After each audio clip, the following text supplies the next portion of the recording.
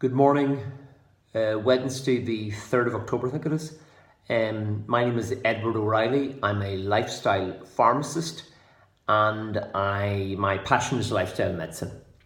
I just wanted to give a small talk this morning about RoundUp and what they were discussing on prime time last night in RTE.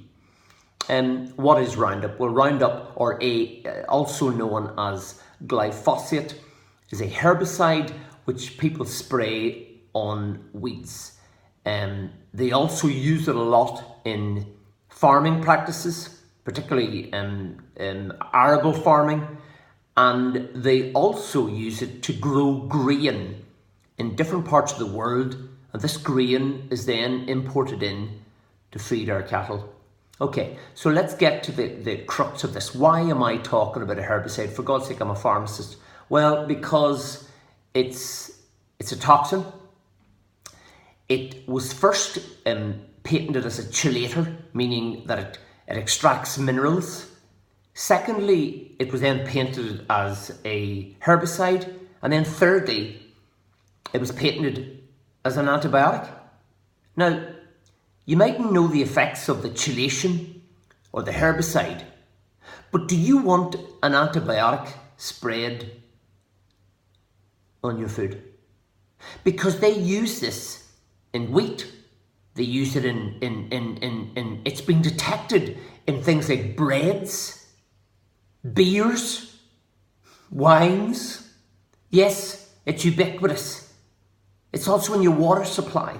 Unless somebody stands up and said, look, this stuff is toxic to the human body, and while they want to tell you that it affects a pathway called the shikimate pathway that's not in the human body, they're diluting the negative associated with it, because then most people believe, well, if it's not in my human body, how would it affect me?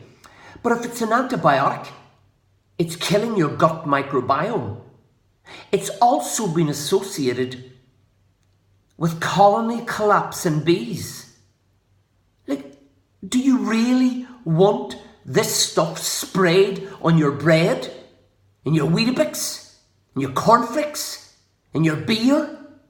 And then you ask the question, why are we actually going to the doctor with all these diseases?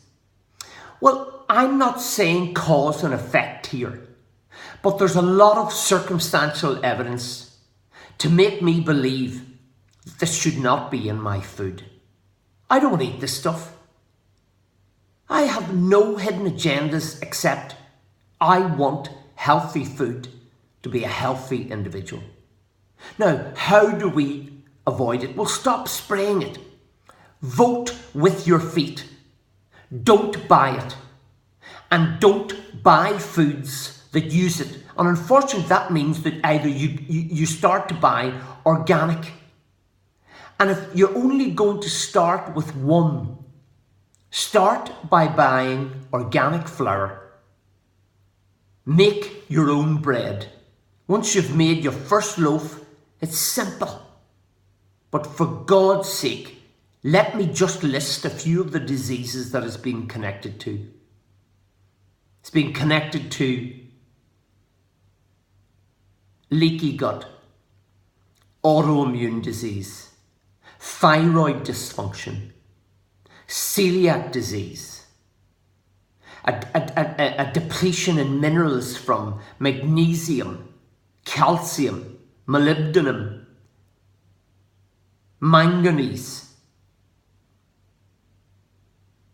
I just cannot believe why the industrialization of food has put so much pressure on farmers to actually not care about the product they produce. The only thing they care about is the price they get. And they're listening to science, which is completely bought in this situation, saying that it's healthy. So I would just ask you to think, why are you sick? Why do you go to the doctor every month? Is it possible that what's in your food is making you sick?